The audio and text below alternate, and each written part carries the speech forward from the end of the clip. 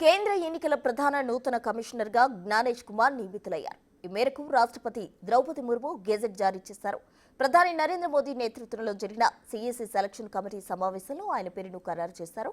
ఎన్నికల కమిషనర్ల నియామకంపై తీసుకొచ్చిన కొత్త చట్టం ప్రకారం నియమితులైన తొలి సిఎసిగా జ్ఞానేష్ కుమార్ నిలిచారు. ప్రస్తుత సిఎసి రాజీవ్ కుమార్ పదవీ కాలం నేటితో ముగియనుండటంతో నూతన సిఎసిని నిన్న ఎంపిక చేశారు. 26వ సిఎసిగా నియమితులైన జ్ఞానేష్ కుమార్ 2029 జనవరి 26 వరకు ఆ పదవిలో కొనసాగనున్నారు. మరోవైపు డాక్టర్ వివేక్ జోషి ఎన్నికల కమిషనర్గా నియమితులయ్యారు.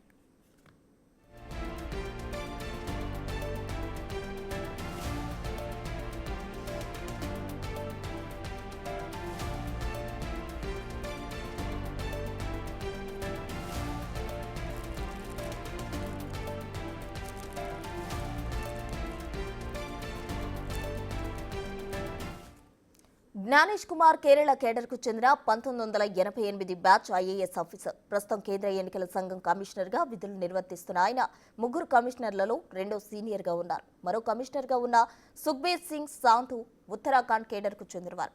జ్ఞానేష్ కుమార్ కేంద్ర హోంశాఖలో వివిధ విభాగాల్లో పనిచేశారు. కాశ్మీర్ డివిజన్ జాయింట్ సెక్రటరీగా ఉన్న ఆయన ఆర్టికల్ 370 రద్దుకు సంబంధించిన ముసాయిదా బిల్లు రూపకల్పనలో కీలకంగా వ్యవహరించారు. సుప్రీంకోర్టులో అయోధ్య రామజన్మభూమి కేసుకు సంబంధించిన డాక్యుమెంట్ల నిర్వహణ బాధ్యతలు కూడా చూసుకున్నారు. గతేడాది జనవరిలో కేంద్ర సర్వీసుల నుంచి పదవీ విరమణ పొందారు.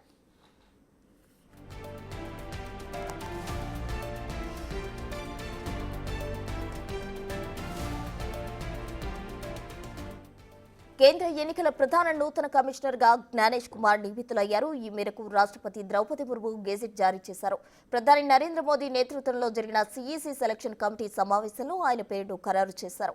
ఎన్నికల కమిషనర్ల నియామకంపై తీసుకొచ్చిన కొత్త చట్టం ప్రకారం నియమితులైన తొలి సిఇసిగా జ్ఞానేష్ కుమార్ నిలిచారు. ప్రస్తుతం సిఇసి రాజీవ్ కుమార్ పదవీ కాలం నేటితో ముగియనుండటంతో నూతన సిఇసిని నిన్న ఎంపిక చేశారు. 26వ సిఇసిగా నియమితులైన జ్ఞానేష్ కుమార్ 2029 జనవరి 26 వరకు ఆ పదవిలో కొనసాగనున్నారు. మరోవైపు డాక్టర్ వివేక్ జోషి ఎన్నికల కమిషనర్గా నియమితులయ్యారు.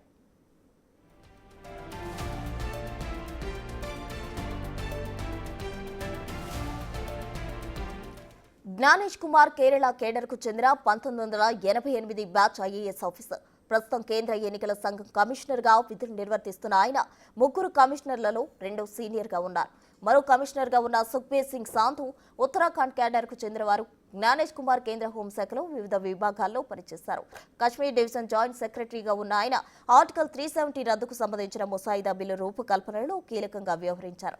సుప్రీంకోర్టులో అయోధ్య రామజన్మభూమి కేసుకు సంబంధించిన డాక్యుమెంట్లను నిర్వహణ బాధ్యత కూడా చూసుకున్నారు. గతేడాది జనవరిలో కేంద్ర సర్వీసుల నుంచి పదవీ విరమణ పొందారు.